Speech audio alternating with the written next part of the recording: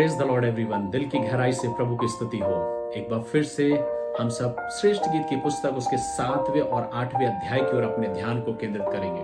और आज मैं आपके बीच में इस बात को बताना चाहता हूं कि जो 7वां और 8वां अध्याय जो है वो अंत होता है इस गीत से कि दोनों आपस में अपने प्रेम को प्रकट करते हैं, अपनी प्रेम की उस परिकाष्ठा को, अपने प्रेम की उस फीलिंग को एक दूसरे के साथ बयां करते हैं। परमेश्वर का वचन यहां बताता है, जब 7वां अध्याय पढ़ते हैं तो दुल्हन जो अपने दूल्हे को ढूंढ रही थी वो अपने दूल्हे को ढूंढती है। उसे पता चलता है कि वो बाग में है, वो बाग में जाती है, उसके साथ उसके प्रेम में वो सम्मिलित होती है। लेकिन जब वो उसके साथ उस बाग में बैठी हुई है तो कुछ लोग हैं जो उसको अपनी ओर आकर्षित करना चाहते हैं।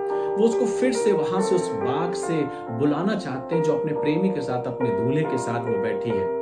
लेकिन वो उनकी ओर ध्यान केंद्रित नहीं करती। थोड़ा सा उसको थोड़ी देर के लिए लगता है कि वो फिर से लौटे, लेकिन वो अपने प्रेम में अपने दूल्हे के साथ अपने समय को व्यतीत करती है। आगे जब हम वचन को पढ़ते हैं तो हम इस बात को देखते हैं कि दूल्हा जो है वो उसके बचाव में खड़ा होता है और अपनी फीलिंग को व्यक्त करता है। और वहां पर वो कहता है कि मैं तुझसे बहुत प्यार करता हूं, और उसकी खूबसूरती का बयां वहां फिर से पुनः वो करता है। और इस प्रकार से इसका 7वां और 8वां अध्याय अगर आप पढ़ेंगे तो वहां पर हमें यही देखने को मिलता है कि दूल्हा अपनी दुल्हन के लिए कितना बेताब है। वो उससे प्यार करता है, वो उसके बचाव में खड़ा होता है और वो अपने प्रेम को प्रकट करता है। मेरे प्रियो, इस 7वें और 8वें अध्याय से हमें ये निष्कर्ष मिलता है कि जब हम परमेश्वर की ओर अपने आप को कई बार केंद्रित करते हैं तो कई बार उन सहेलियों के समान, उन लोगों के समान जो उस स्त्री का, उस दुल्हन का ध्यान केंद्रित कर रहे थे कि तू वापस लौटा, तो फिर से अपनी उसी दुनिया में आजा। कई बार हमारे और आपके साथ भी ऐसा ही होता है। हमें और आपको भी कई बार संसार और संसार की चीजें हमें आकर्षित करती हैं। जब हम प्रभु के साथ अपनी संगति को करते हैं, जब हम प्रभु के साथ अपने जीवन को व्यतीत करते हैं, कई बार ऐसे अवसर आते हैं जब संसार और संसार की चीजें आपके जीवन में रुकावट को पैदा करती हैं। ऐसे समय में हमारा और आपका निर्णय क्या होता है? उस दुल्हन ने तो अपने जीवन में एक निर्णय किया कि वो अपने प्रेमी के उस बाग को नहीं छोड़ेगी और वो उसी के साथ रहेगी, और वो उसके साथ अपने जीवन को व्यतीत करती है, उसके साथ अपने प्रेम को प्रकट करती है। दूल्हा भी है जो उसके बचाव में खड़ा होता है और अपने प्रेम को व्यक्त करता है।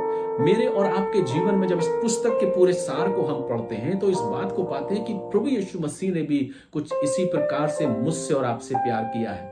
वो मुझे और आपसे इतना प्रेम किया कि उसने अपने आप को एक मनुष्य रीति से संसार में लेके आया, और इस संसार में आने के बाद उसने अपने जीवन में अपने प्रेम को प्रकट करता रहा 33.5 वर्ष तक। उन 33.5 वर्षों के दरमियान उसने बहुतों से प्यार किया। बहुतों ने उसके प्रेम को ठुकरा दिया, बहुतों ने उसके प्रेम को स्वीकार कर लिया। जिन्होंने स्वीकार कर लिया उनके जीवन में एक नया मोड़ आया, एक तब्दील आई और उनके जीवन में परिवर्तन हुआ। लेकिन जिन्होंने ठुकरा दिया वे उसके अंतिम क्षण जब वो कलवरी के क्रूस पर बलिदान हो रहा था, उस समय में भी वो अपने प्रेम को प्रकट कर रहा था। उसने लोगों को क्षमा किया, उसने लोगों से प्यार किया, उसने कहा प्रभु इन्हें माफ कर क्योंकि नहीं जानते क्या कर रहे हैं। और अंतिम क्षण तक उसने इस बात को प्रकट किया।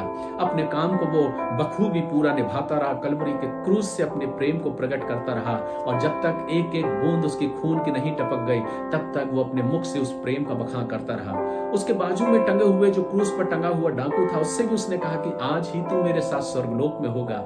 एक ऐसा अगापे प्रेम, एक ऐसा महान प्रेम जो श्रेष्ठ गीत की पुस्तक में मिलता है। हम और आप भी जब हम प्रभु में चलते मेरे प्रियो, कई बार दुनियावी चीजें हमको खींचती हैं। सचेत रहिए, अपने आप को संभाल कर रखिए, क्योंकि कई बार परमेश्वर का वचन जैसा हमें बताता है कि शैतान नहीं चाहता कि हम प्रभु के प्रेम में आगे बढ़ते जाएं। दुल्हन ने तो अपने स्थान को नहीं छोड़ा, लेकिन कई बार हम अपने दुनियावी चीजों में प्रभु के उस संबंध को, प्रभु के साथ उस रिलेशन को, उस उपस्थिति के एहसास को कई बार हम ठुकरा देते हैं। न जाने हमने कितनी बार प्रभु के वचनों को ठुकरा दिया, कितनी बार उसके प्रेम को ठुकरा दिया।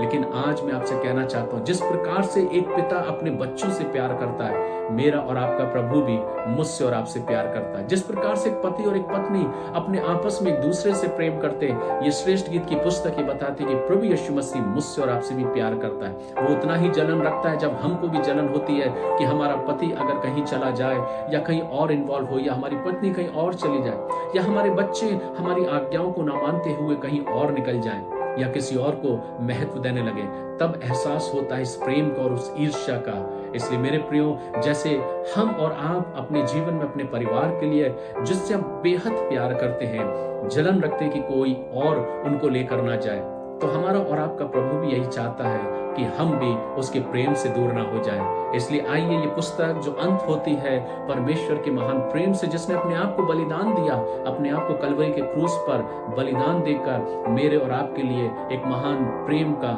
प्रस्तुत किया है, जीवन प्रस्तुत किया है।